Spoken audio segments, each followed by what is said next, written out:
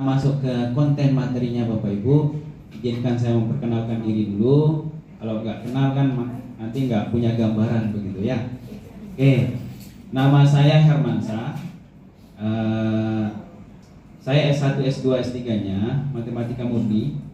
Dia melalui bahasa tertentu, bahasa pemrograman lah bahasanya.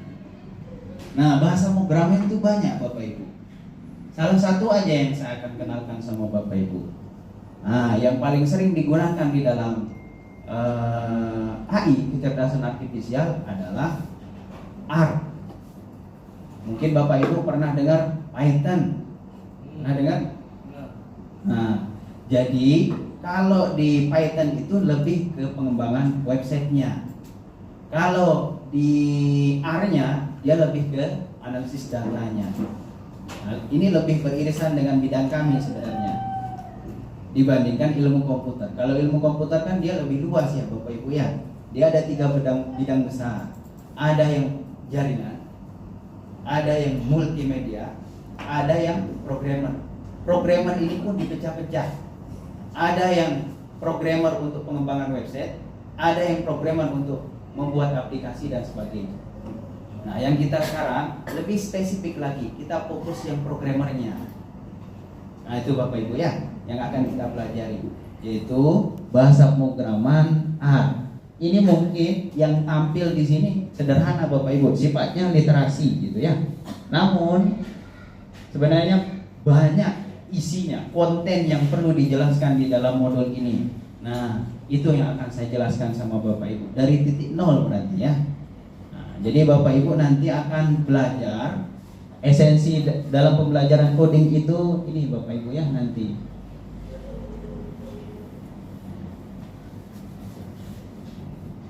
Nah, ini Bapak Ibu. Nah, esensinya sebenarnya ada di poin nomor 3 dan nomor 4 ini. Kalau berdasarkan mata pelajarannya, mata pelajaran coding dan kecerdasan artifisial. Nanti Bapak Ibu akan enak ketika poin terakhir, pemanfaatan dan pengembangan KA-nya. Karena kita sudah memanfaatkan KA. Nanti kita akan kenalan KA itu apa sih gitu. Bapak Ibu udah familiar dengan prompting? Ya. Ya, prompting itu instruksi yang kita taruh di generatif AI-nya. Baik itu Gemini, baik itu ChatGPT, baik itu Canva AI dan saudara-saudaranya. Nah, ada yang kita instruksikan menggunakan teks, ada yang kita instruksikan menggunakan gambar dan sebagainya. Nah, itu generatif AI. Nah, generatif AI itu yang mempermudah pekerjaan kita.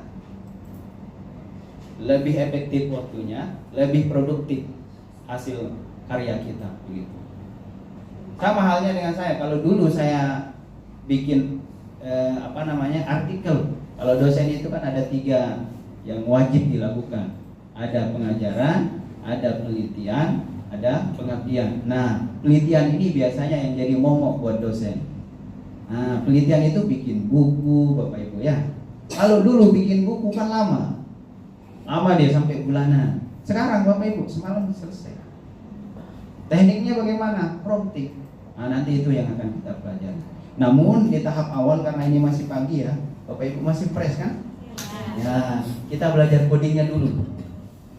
Yang mudahnya nanti, yang dibalik ya. Siap ya Bapak Ibu ya? Ya, Bapak Ibu harus cerdas dulu nih. Bapak Ibu harus cerdas, baru mencerdaskan siswanya. Nanti media untuk mencerdaskan siswa itu banyak. Ada yang menggunakan media plug itu tanpa menggunakan komputer. Biasanya itu untuk level SD. Ya, lebih banyak mainnya dia, game dia. Ada yang menggunakan kebalik saya. Unplug itu yang tanpa komputer Bapak Ibu ya. Unplug itu tanpa menggunakan komputer. Itu medianya biasanya permainan. Kayak kita main-main ular tangga lah begitu ya, yang semisal. Kemudian ada media yang berikutnya namanya plug. Itu menggunakan komputer tapi nggak wajib connect internet begitu. Nah, itu plug namanya. Dia menggunakan komputer. Bapak Ibu menggunakan komputer tapi nggak wajib connect internet. Ada yang terakhir harus connect internet. berbasis internet. Contohnya seperti apa? Scratch itu, Blockly, dan saudara-saudaranya yang lain. Nah itu nanti kita explore ya. Tapi itu pada duhur lah. Nah, Bapak Ibu belajar sekarang bahasa pemrogramannya. Saya pilih bahasa pemrograman karena sudah dipesan sama Mas Mobik ya. Pak, jangan kasih bahasa pemrograman yang kompleks, kasih yang paling mudah. Saya pilihkan yang paling mudah Bapak Ibu ya. Oke, nama bahasa pemrogramannya adalah R. Pernah dengar kan? Ya. Erdogan. Erdogan. Pernah lihat atau pernah dengar? Belum, barusan dengar ya. Oke.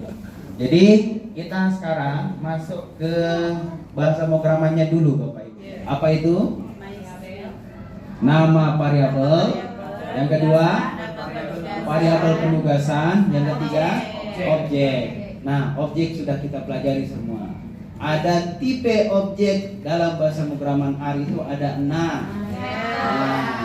Ada 6 ya, dari vektor sampai data frame. Oke. Kemudian di dalam tipe objek itu ada unit objeknya.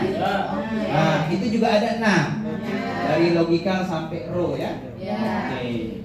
Nah, tadi juga Bapak Ibu sudah dapat gambaran apa itu vektor, apa itu data frame dan seterusnya ya. Nah, sekarang kita lanjutkan Bapak Ibu. Esensi kedua, nama variabel Bapak Ibu. Nah ini, kebaca nggak Bapak Ibu? Kurang ya?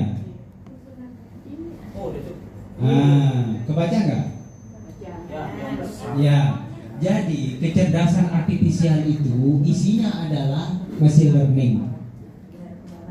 Machine learning sendiri banyak modelnya Bapak Ibu.